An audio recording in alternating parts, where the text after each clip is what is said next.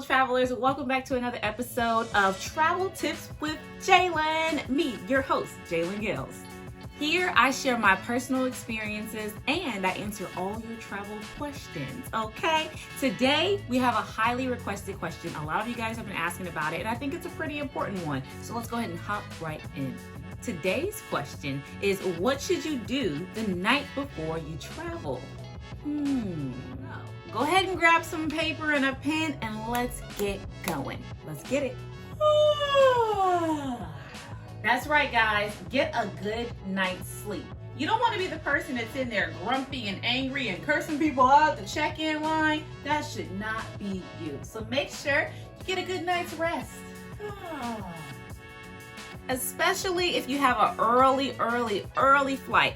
You want to make sure you have all the energy possible. I know for me, when I flew to Alaska from North Carolina, that was maybe like a 24-hour journey. And if I did not get enough sleep before, after, and even during the process, I would have been a lot more crankier.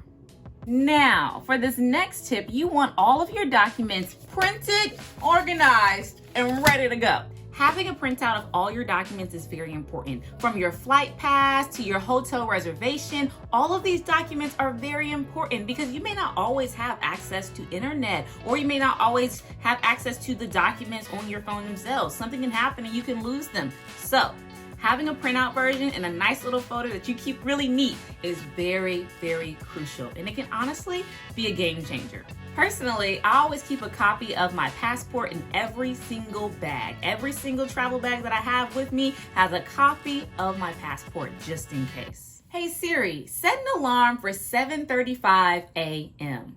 I've set an alarm for 7:35 a.m. Perfect. It is literally that easy to set an alarm. Setting alarms is so important, especially if you're like me and sometimes you may go out the night before, or you may be up late with friends or family, out on the town late, or sometimes you just don't hear that alarm clock. It may take a few to actually get you up and out of the bed. Setting an alarm clock is so important. That way you can make sure you give yourself enough wiggle room to get to your flight, to board that plane, to make that reservation, and you don't end up missing it altogether. So I highly recommend you go ahead and set an alarm clock the night before, okay? Ooh, yeah. Feeling so fresh and so clean. We're ready to go. Woo. Whew. All right.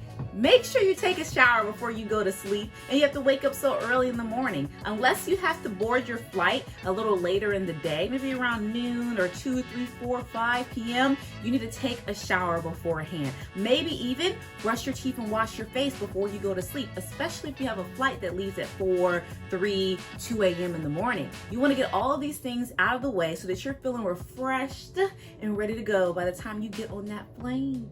Hey girl, Yes, my flight is tomorrow. I'll be landing around 1:30 p.m. I'm gonna board around 9:30 a.m. So it's gonna be a little bit of a journey, right? Thank you for responding. I just wanted to make sure someone knew where I was gonna be at. You know, safety first. All right, girl. Yes. See you tomorrow. Yes, you need to tell your friends where you are going. Honestly, whether you're going to visit them or not, it's kind of good to have someone knowing about your whereabouts at all times, especially in these big moments where you're traveling from one destination to another, and it may, you may run into some trouble along the way. Just in case anything happens, giving them an expected arrival time and expected departure time lets them know, okay, so if this person hasn't contacted me around 3 p.m., then I know something's up and I need to call and check in and maybe ask about their whereabouts a little bit. And honestly, as a single female traveler, I like to also share my location with people and make sure that someone knows sort of like where I'm at, at all times. So if that 3 p.m. time frame comes around and I haven't called them, they could be like, she's not answering the phone. Where is she? Let me go ahead and pull up that Find My on your iPhone. So yeah, I always think it's a great idea to not just let people know where you are, let one person know where you are, your expected arrival or departure time, but to also give them a physical way to find you by sharing your location. Whew. Finally, I was able to check into my flight.